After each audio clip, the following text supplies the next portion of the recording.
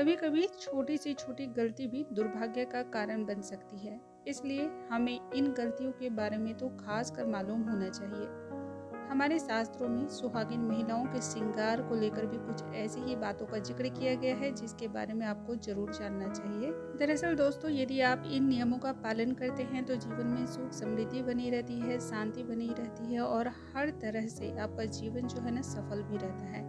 लेकिन यदि आप इन नियमों को अनदेखी करते हैं, इन नियमों का पालन नहीं करते हैं, तो ऐसे में जीवन में बड़ी से बड़ी विपत्ति आती है, बड़ी बड़ी दुर्घटनाएं घट जाती हैं और ऐसी ऐसी चीज़ें होने लगती हैं जिन्हें आप गिन भी नहीं सकते हैं। तो आइए जानते हैं हम सिंदूर से जुड़े हुए वो नियम जो आपको खास तौर पे जरूर पालन करना चाहिए। नमस्कार दोस्तों, कैसे हैं आप सभी। उम्मीद करती हूँ आप सभी स्वस्थ होंगे, सुरक्षित होंगे और आप सभी को उत्तम भविष्य की कामना करते हुए आज का ये वीडियो स्टार्ट करती हूँ। सुहागन महिलाओं का सबसे जरूरी और सबसे खास श्रृंगार सिंदूर ही माना जाता है, जिसे हर सुहागिन महिला अपनी मांग में सजाती हैं। हमारे शास्त्रों में इस बात का जिक्र भी है, बल्कि हिंदू धर्म में भी सिंदूर लगाने की परंपरा का विशेष महत्व होता है। लेकिन सिंदूर लगाने के कुछ नियम भी होते हैं जिनका पालन करना और भी जरूरी होता है। यदि आप नियमों का पालन नहीं करती या फिर इसे अनदेखी करती हैं तो बाद में ये बड़े नुकसान का कारण बनती है और जीवन में कई तरह की समस्याओं का सामना भी करना पड़ता है। सुहागिन महिलाएं पति की दीर्घायु के लिए सिंदूर से मांग भरती हैं। मांग भरने से पति पर आने वाला संकट टल जाता है। ध्यान ये रखना है कि सिंदूर हमेशा सीधी मांग में भरें। बहुत सारी महिलाएं ऐसी हैं जो साइड मांग निकालती हैं और उसमें सिंदूर भरती हैं, जो कि बहुत ही गलत है। धार्मिक मान्यता भी है। इन धार्मिक मान्यताओं के अनुसार सुहागिन महिलाओं को मांग के ठीक बीचों बीच सिंदूर लगाना चाहिए। इससे पति की आयु भी लंबी होती है।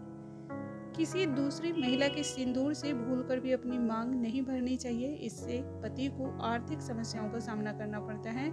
साथ ही अपना सिंदूर किसी भी अन्य सुहागिन महिला के साथ भी शेयर नहीं करना चाहिए, यानी कि ऐसा कभी भी नहीं करना चाहिए कि आप अपना सिंदूर किसी दूसरी औरत को भी अपनी मांग को सजाने के लिए दें। ये करना बहुत ही अशुभ होता है। शादीशुदा महिलाओं को सिंदूर हमेशा अपने या फिर पति के पैसों से ही खरीदना चाहिए। कभी भी किसी अन्य व्यक्ति के पैसों से सिंदूर नहीं खरीदना चाहिए।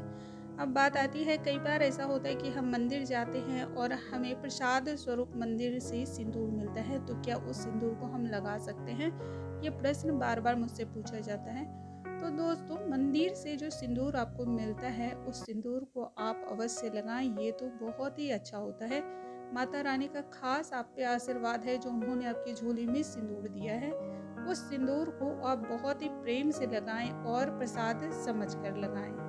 अक्सर हम सभी ने देखा है, शादीशुदा महिलाएं नहाने के बाद साज श्रृंगार करती हैं, स्नान कर लेती हैं और उसके बाद सारा साज श्रृंगार करती हैं। काजल, चूड़ी, बिंदी, सिंदूर वगैरह लगाती हैं, जो कि हर सुहागिन महिलाओं को करना चाहिए। लेकिन इस बात का खास तौर पे ध्यान रखना चाहिए कि गीले बालों में सिंदूर ना लगाएं। अब बात आता है कि बहुत बार ऐसा होता है कि हमें पूजा करना होता है और कई बार आपने सुना होगा ऐसा कि सिंदूर या फिर बिना श्रृंगार के हमें पूजा नहीं करना चाहिए। तो जब तक गीले बाल हैं, गीले बाल तो बहुत देरों तक रहते हैं, तो ऐसे में क्या सिंदूर ना लगाएं?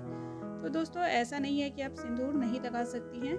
आप नहा के आने के बाद, यानी कि स्नान करने के बाद, आप जितनी भी अपनी क्रियाएं हैं, जैसे कि नेल पेंट करती हैं, चूड़ी लगाना, बिंदी लगाना, इन सभी चीज़ों को आप अच्छी तरह से कर लें और उसके बाद आप मुंह मीठा कर लें। मुंह मीठा करने का मतलब है कि आप थोड़ी सी आप शक्कर मुंह में डाल सकती हैं या फिर कोई भी मीठी चीज़ आप मुंह में डाल सकती हैं, जिससे जो है खाली मांग नहीं रहती है।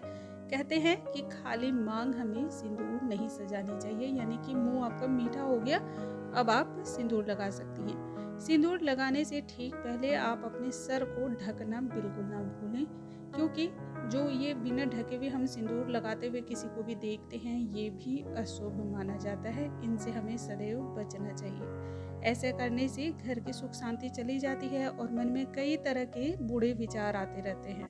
सिंदूर लगाते समय इस बात का भी ध्यान रखें कि आपके बालों से टपक टपक कर पानी नहीं गिरना चाहिए। कहते हैं ये जो बालों से पानी टपकता रहता है, इससे पितरों की आत्मा तृप्त होती है और उस दौरान यदि आप मांग भरते हैं तो ये सही नहीं माना जाता है। इसलिए बालों से जितना संभव हो सके उतने आप पानी को अच्छी तरह से पोंछ लें और जितना आपसे हो सकता है वो अच्छी तरह से सुखा लें।